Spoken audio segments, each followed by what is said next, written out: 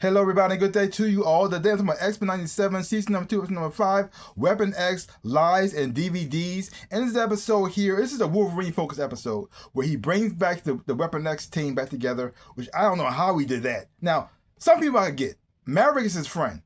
In the comic books, that's his friend. So him getting Maverick. But Sabretooth? I don't know what he told Sabretooth or who he said he can kill. Maybe he said he can kill him because Sabretooth, here's the thing. Wolverine and Sabretooth have a very long history. Sabretooth knows everything about Wolverine. He knows his birthday. Every year on his birthday, he shows up and then beats the crap out of Wolverine and nearly kills him and then leaves. Every year on his birthday. Every year. So every time Wolverine has his birthday, he tries to separate himself from the X-Men, goes somewhere private, and Sabretooth's going to find him, and he's ready for the fight. And he just go at it, and then Sabretooth nearly kills him, and then goes away to have a birthday run, and then walks away.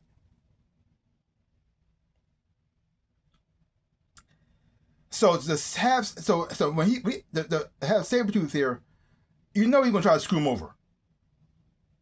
So getting him involved in this was like insane. And you also had you had Lady Deathstrike, who also has a weird history of Wolverine involved too. They dated, and then she thought she would betray his father and stuff like that. So it got crazy, it got out of hand. And then now she's trying to kill him all the time. And then you have this Garrison Kane, who I think he's in the comics as well too. I think he's more like a cyborg. So, and then you got Morph, who's in love with Logan. And he's like pining over this guy. He's want to help him because Logan lied to everybody to get what he wants, and all he wants to get back is Animadium. So that's the whole thing of this episode. And it also had this creepy element to it as well too, because pretty much take it out a little bit off of aliens, because you got the Brood in here, who are these alien creatures who pretty much take over people's bodies and make them brood themselves. And they love the X-Men because X-Men have mutant powers. And they like the power that they have, and it makes the Brood stronger. So they pretty much go after them. Now in the comic books, Wolverine was affected by the Brood, but his healing factor fought it off. They take a different route here, and into the Animadium is poisonous. This is different from the comic books, but I understand why they're doing it. Now the tone of this episode is a lot more darker. Nothing wrong with that. A little more action packed as well too, and it's also a different from the pacing. It's different from the what happened last episode. Because last episode was very sad because you lost Magneto, and your mourning losses that too, very gut wrenching, very heartfelt. And this one takes the tone switches a whole lot because it goes completely off the main storyline and does its own thing with Wolverine. Now, I like this episode a lot. I had a lot of fun watching it, but at the same time, it was like kind of jarring because it went from like one sad thing, and then the next episode, you got this, and it doesn't quite fit within the X-Men thing. That's a storyline that's actually going on, but I understand why it's happening at the same time too. Because first of all, you got to get Wolverine had to get his Animadium back. Second, Apocalypse is the big threat, so you want Wolverine at his best and at his strongest. So have his Animadium makes perfect sense. At the same time, I don't know if they should have showed this episode or not. Actually, this could have happened off screen, or it could have get a little clip of it. Because this could be a perfect thing to have Wolverine have his own series. Because Wolverine has a very long and rich history, and because in the comic books, when Wolverine lost his Animadium claws and Animadium and everything, it was a long process of him getting it back, and he didn't really care if he got it back or not. The only reason why he got it back, it did involve Apocalypse though. It did involve Apocalypse, but it wasn't because he wanted it. It's because he didn't want Sabretooth to have it. Because in the comic books, Wolverine loses Animadium, and his healing factor gets all out of whack. And because his healing factor is all out of whack, he's not as strong as he wants to be. He tries to train in the danger room and push himself. He almost gets himself killed. Pops his claws for the first time. Freaks everybody out. And so because of that, he leaves the X-Men to go on his own journey. And through this process, his healing factor finally starts to get back together. And when his healing factor comes back, it comes back even stronger than it was before. Because the Animadium is not poisoning him anymore. He's faster. He's way more agile.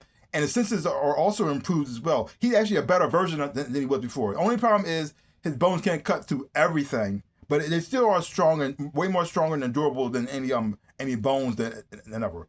He even like showed him like cutting through steel and stuff, so it wasn't like completely weak. He could still use them, so it didn't really affect him that much. It's just that his healing factor was out of whack. Once the healing factor got back on track, he pretty much back to where he was before.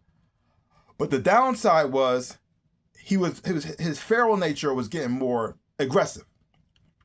Now they do show it a little bit here in the animated series, but they don't explain why. Because like, if you notice, Wolverine's always crouching over a lot in an animated series after he lost his bone claws. Even when he's fighting in the future with Apocalypse, he looked more. He had the mask on. He looked a little more ragged, a little more aggressive, and they just show a little bit of it. But in the comic books, it was like a slow progression. Like he started like sleep outside more. He wanted to hunt for his food more. That's better too. And then that when he fought, he was more feral. So you saw it slowly get more progressive as things went on. But other than that, he was fine. And then he went through the whole process of he got recaptured again by Genesis. I think he was the future son of Cable, and he thought that Wolverine needed to animate him. He needed to be whole. And so the process was happening, and then Cannonball was trying to save him. But when Cannonball tried to save him, Cannonball was getting his butt whooped, almost about to die. So Wolverine forced the animating out of his body, this time intentionally, and he regressed and mutated into a more animalistic type of beast man. He wasn't talking anymore. He was more animal-like. Way more aggressive. Even his bone claws were different. He grew claws. His fangs got deeper as well too. And so but it took a while for him to get his humanity back. And he even brought in Electro in here too, and Stick. So it could have did a whole lot with it. This could have been a whole lot. This could have been a whole series by itself, just focusing on Wolverine's journey, getting his animanium back. It could have been a whole series on its own. So having condensed down this episode right here, it happened so quickly. It felt like we got cheated a little bit, because we could have gotten more out of this whole journey. I didn't even touch on everything that went down. I just a little bit of the process. So, but I still did enjoy the episode though. Watching Wolverine back with his old team, and then seeing that dynamic again, and then the touching moment towards the end when Morph finally realizing that Wolverine is not the man for him really. Even though he wants him to be, he actually loves him. He did all this stuff for him. He still got hurt in the end, and then even make Wolverine reflect on himself like this. Am I more than just what I think I am? Because the thing that Wolverine's pretty much except the fact he's a beast and he's an animal, but there is more to him than that. I mean, Wolverine's very, very smart. He's highly intelligent. He has traveled the world. He knows he can speak multiple languages as well too. He has very good experiences as a spy and all that stuff as well. He doesn't really need to animate him to be tough, to be strong, but he got so used to having it, and he relied on it so much that he felt like he was less than without it. And you see him more look at him and saying, "No, man, you're more than this. You could be you have way more to you than just these animating claws and stuff. And the fact that you used us all and almost got us all killed just to get this thing that you don't really need." He felt betrayed by that, and it made Wolverine start to think to myself like this, like who he is really, which is it's kind of messed up and also sad at the same time. I mean, nice episode though. I really did enjoy everything. The voice actor also did an amazing job. The animation on the show is great. It had the creepy element to it. I did enjoy that as well too. It's just that it's so different from the previous episode, and I understand why that happens, but at the same time, I wish they kind of at least hinted at something was going on after the loss to Magneto. Now we got to wait to the next episode after this to find out what actually happened with them. But it was cool to see though. And now I'm looking forward to seeing the dynamic between Wolverine and Morph. because Morph loved Wolverine, and now that I think he finally knows now that nothing ever going to happen there. How the dynamic's going to be. This kind of reminds me a little bit in the Ultimate version, where Cyclops was gay in this version. Not Cyclops. I mean Colossus was gay in this version. And he had a huge crush on Wolverine. It was just like Morph. And Wolverine didn't think nothing of it really, because he never thought about Colossus that way. So when Colossus finally confessed himself to him, it got really awkward between them, and it wasn't like friends anymore. So I wonder if they're gonna mess with their friendship, because Morph finally realized that Wolverine's not gonna be there for him in that way, and also how Wolverine sees himself, and also how Morph sees him too. How they're gonna change that, which is kind of sad, because I think Morph developed this crush on Wolverine after he went out his way to try to save him. Because most of all the other X-Men thought Morph was just dead, and they said, "Well, he's dead," and they just moved on. But Wolverine was the only one who was like this. No, he's still alive, and he fought for him, and he went out his way to try to get him back when everybody else gave up. And Wolverine was the one who pretty much tried to save him. Even when Morph went a little dark for a while, he didn't want to be alone. It was still Wolverine still pursuing him, trying to bring him back.